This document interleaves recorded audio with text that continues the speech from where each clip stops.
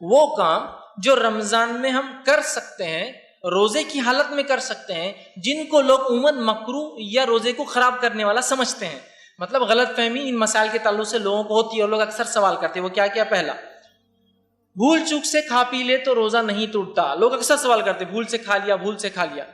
اس لیے کہ آپ صلی اللہ علیہ وسلم نے فرمایا، اور یہ صحیح بخاری کی روایت آپ نے فرمایا، اگر کسی نے روزے کی حالت میں کھا لیا بھول چوک سے تو اللہ نے اس کی تقدیر میں رزق لکھا تھا، اللہ نے اس کو عطا کر دیا. اور اس روزے کی حالت میں بھی اس سے روزہ ضائع نہیں ہوتا، خراب نہیں ہوتا، باطل نہیں ہوتا، کمزور نہیں ہوتا.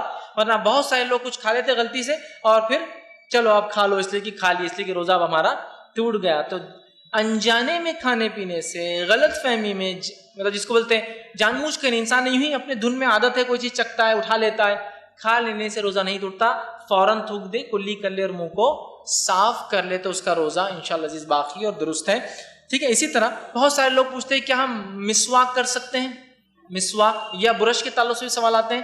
تو یاد رکھیے منہ کو آپ صاف کر سکتے ہیں، اور مسواک کا کرنا تو بالکل درست ہے. اور یہ صحیح بخاری کی روایت ہے کہ نبی اکرم صلی اللہ علیہ وسلم روزے کی حالت میں بھی مسواک کیا کرتے تھے. تو آپ بالکل مسواک کر سکتے ہیں روزے کی حالت. رہا معاملہ برش کا، تو اس معاملے میں یاد رکھیے اگر آپ دانت صاف کرنے کے لیے برش کرتے تو یہ بھی ہو سکتا ہے، لیکن بہت سارے لوگ پیسٹ ڈال کے کرتے ہیں. اگر پیسٹ ایسا ہے جس کا ذائقہ جاتا نہیں ہے بعد میں تو پھر مت کیجیے. آپ ایسا پیسٹ جو کلی کرنے سے، رنسنگ کرنے سے نکل جاتا ہے الگ بات ہے، لیکن منہ میں ذائقہ کہیں دیر تک آ رہا تو پھر تھوکتے تھوکتے آپ پریشان ہو جائیں گے. یاد رکھیں. ٹھیک ہے. تو لہٰذا پھر آپ صرف دانت کو صاف کریں. مسواک بہترین ذریعہ ہے دانتوں کو صاف کرنے کے لیے. اسی طرح گرمی کی شدت سے اگر سر پر پانی ڈال لے تو اس سے روزے میں کوئی کمزوری نہیں آتی.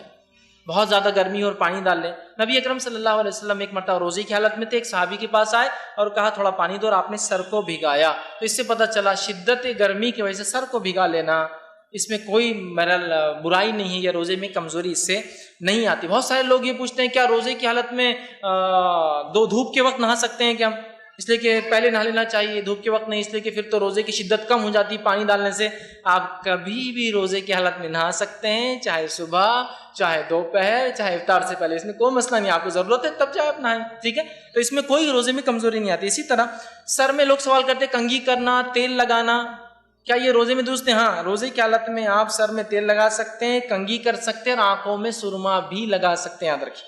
اسی طرح ایک سوال بہت زیادہ کثرت سے آتا ہے جو نوجوان اکثر پوچھتے ہیں کہ وہ روزے کی حالت میں احتلام ہو جائے تو میں کیا کروں؟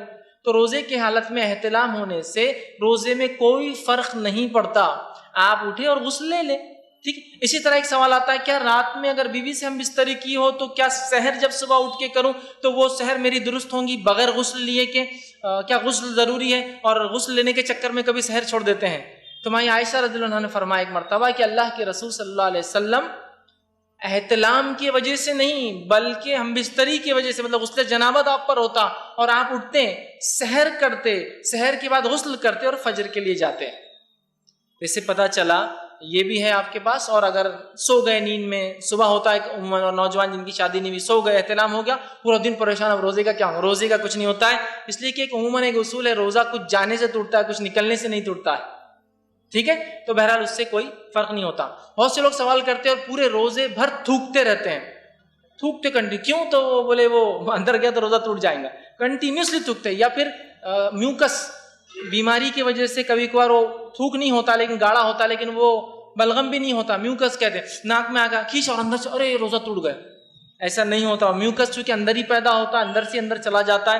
تو بہرحال اس سے کوئی مسئلہ نہیں. جو گلے میں چیز ہوتی ہے اندر چلے جائے تو اس سے بھی انشاءاللہ عزیز کوئی اس میں مسئلہ اور کوئی حرج نہیں.